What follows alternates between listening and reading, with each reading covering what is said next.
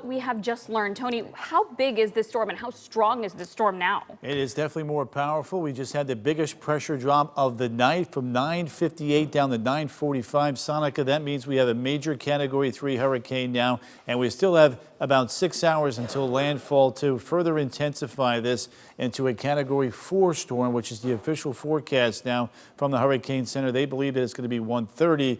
If it keeps slowing down, it could be even stronger than that. So that's something we're going to be watching here very, very carefully for you during the overnight time frame. The other thing we're watching now and monitoring are some of those rain bands producing some significant severe weather just to the east of the Tampa Bay area. Again, at landfall, 8 a.m. could be a Category 4 hurricane. The bands have been coming in from the southwest to the northeast over the last couple of hours. And the winds all across central Florida have been on the increase here as we've gone through the last half hour to 45 minutes. You can see the bands coming up from the south to the north, and some of this rain is very intense. We get into these tropical bands. You're talking about rainfall rates of 2+ inches per hour. Now, we did have a tornado warning in this area. They've allowed for that to expire. Not seeing, again, the pronounced couplet that we saw earlier, but there still are a few notches here that we will be watching again very, very carefully. And then to the south of that, even more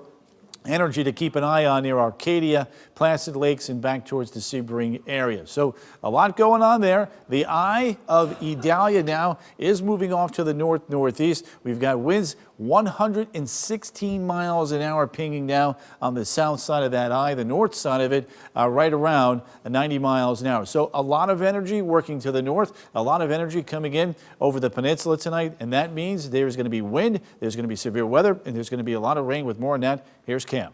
A lot of energy as this system is pulling a lot of latent heat from the Gulf of Mexico here, where it's sitting over warm waters in the upper 80s. And as it moves north towards Apalachee Bay, where it is expected to make landfall there, sea surface temperatures in the upper 80s. So it has more room to intensify, and that is why it is likely going to be a Category 4 hurricane as it makes landfall in the Big Bend region there in Florida. But again, we've seen a pretty significant drop in the millibar pressure there, and we are also watching the threat for severe weather. Tony was just tracking a tornado warning that was issued earlier for southern Polk County near Frostproof.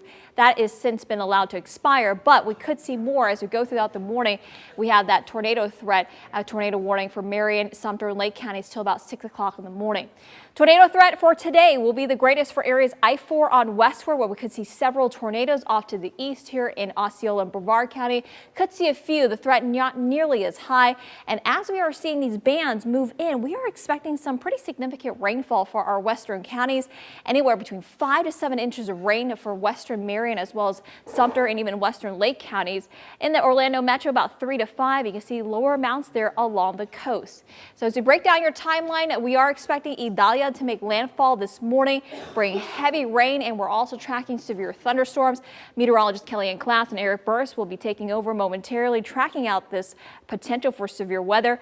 Gusty winds and squally weather continues through the afternoon, and Thursday, Idalia is long gone, and we will actually see some sunshine and that typical summer rainy pattern season. Here's a look ahead for your day planner. We are tracking Idalia throughout the day. Today is a first warning weather day because of the potential for severe weather, gusty winds, and also very heavy rain. Again, meteorologist Kellyanne Klass and Eric Burris will take over, and they'll go county by county and track out any severe weather that comes this morning with you guys as we go throughout the morning on WESH 2 News.